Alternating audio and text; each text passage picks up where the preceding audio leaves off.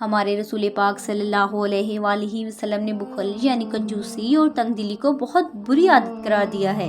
اس لیے آپ صلی اللہ علیہ وآلہ وسلم کے ساتھی خواہ غریب تھے یا امیر، سبھی بڑے دریا دل تھے اور اللہ کی راہ میں اپنی ضرورتیں چھوڑ کر بھی خرچ کرنے سے نہیں ہچکچاتے تھے۔ ان میں سے بعض تو حد سے زیادہ سخی تھے اور دوسروں کے لیے ان کی برابری کرنا بہت مشکل تھا۔ ایسے صحابہ میں یہ 3 حضرات بہت مشہور تھے۔ حضرت عبداللہ بن جعفر رضی اللہ عنہ رسول اکرم صلی اللہ علیہ وآلہ وسلم کے چچا زاد بھائی حضرت جعفر بن ابی طالب رضی اللہ عنہ کے بیٹے تھے۔ ان کے دروازے سے کبھی کوئی سوالی خالی ہاتھ نہ جاتا تھا۔ حضرت قیس بن سعد انصاری رضی اللہ عنہ مدینہ منورہ کے قبیلہ خزرج کے سردار حضرت سعد بن عبادہ رضی اللہ عنہ کے فرزند تھے۔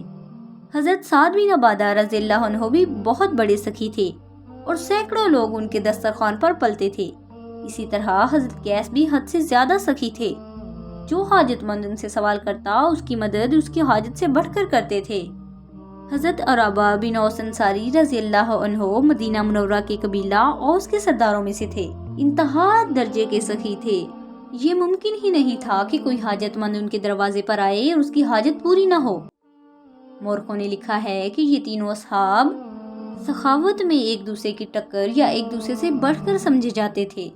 ایک دفعہ کا ذکر ہے کہ مدینہ منورہ میں چند دوست ایک جگہ بیٹھے تھے کہ ان کے درمیان اس بات پر بحث چھڑ گئی کہ حضرت عبداللہ بن جعفر رضی اللہ عنہ، حضرت قیس بن سعد رضی اللہ عنہ اور حضرت عرابہ بن اوس رضی اللہ عنہ میں سے سب سے زیادہ سخی کون ہے۔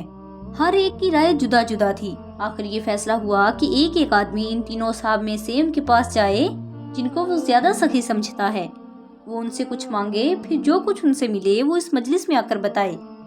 اس فیصلے کے مطابق 3 اشخاص ان تینوں کے پاس گئے اور جو سلوک ان کے ساتھ ہوا اس کا حال انہوں نے یوں بیان کیا۔ جو شخص حضرت عبداللہ بن جعفر رضی اللہ عنہ کے پاس گیا، اس نے عرض کیا، میں مسافر ہوں، راستے کا خرچ ختم ہو گیا ہے، آپ سے مدد کی درخواست ہے۔ حضرت عبداللہ بن جعفر رضی اللہ عنہ اس وقت گھوڑے پر سوار کہیں جانے کے لیے تیار تھے۔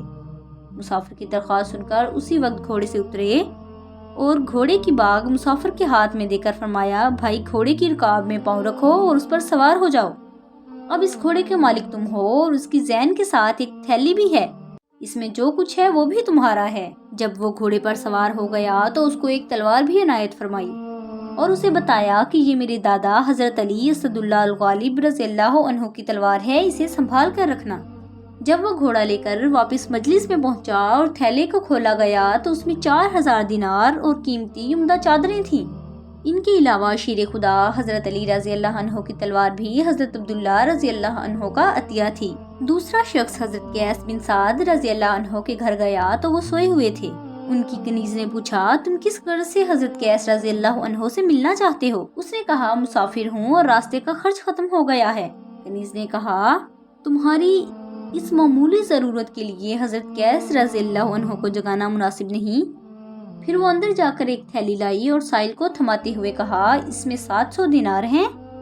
اس وقت حضرت قیس رضی اللہ عنہ کے گھر میں اتنی ہی رقم ہے۔ گھر کے ساتھ کی حویلی میں اونٹ بندھے ہوئے ہیں، ان میں سے اپنی مرضی کا ایک اونٹ پسند کر لو۔ وہاں حضرت قیس رضی اللہ عنہ کا ایک غلام بھی موجود ہے، اسے بھی اپنا غلام سمجھو۔ اب اس غلام کے ساتھ اونٹ پر سوار ہو کر اپنے سفر پر روانہ ہو جاؤ۔ مجھے حضرت قیس رضی اللہ عنہ نے لوگوں کی ایسی معمولی حاجتیں پورے کرنے کا پورا اختیار دے رکھا ہے۔ جب سائل چلا گیا تو کچھ دیر کے بعد حضرت قیس رضی اللہ عنہ نیند سے بیدار ہو گئے۔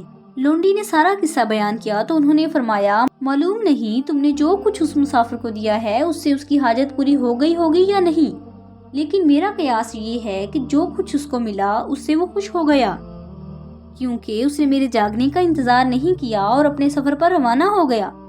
تم نے جو نیک کام کیا اس کے بدلے میں آج سے تم آزاد ہو۔ ادھر وہ شخص اونٹ، دیناروں کی تھیلی اور غلام کے ساتھ دوستوں کی مجلس میں پہنچ گیا۔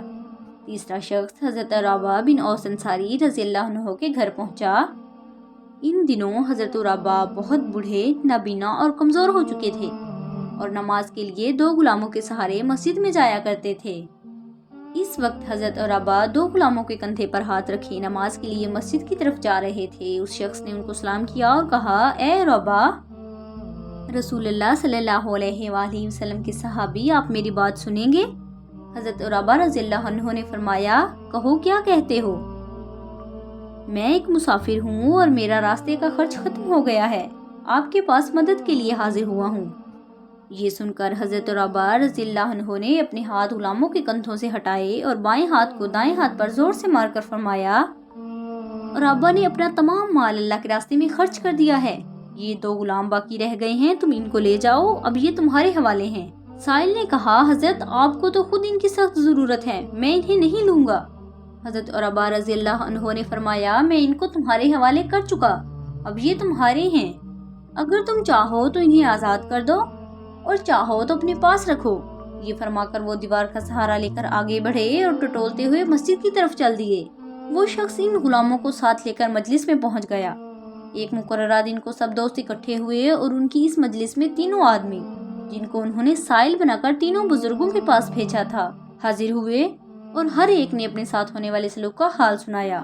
تو سب اش کر اٹھے اور 3 بزرگوں کے بارے میں کہا کہ 3 بہت سخی اور اللہ کی راہ میں خرچ کرنے والے ہیں۔ اب رہی یہ بات کہ ان 3 میں اس وقت سخاوت کے لحاظ سے سب سے زیادہ سخی کسے کہا جائے تو وہ حضرت عرابہ رضی اللہ عنہ ہیں کہ انہوں نے اپنا سب کچھ اللہ کے راستے میں دے دیا۔ یہ تو ایک خاص واقعہ ہے، حقیقت یہ ہے کہ یہ 3 بزرگ بے انتہا سخی تھے۔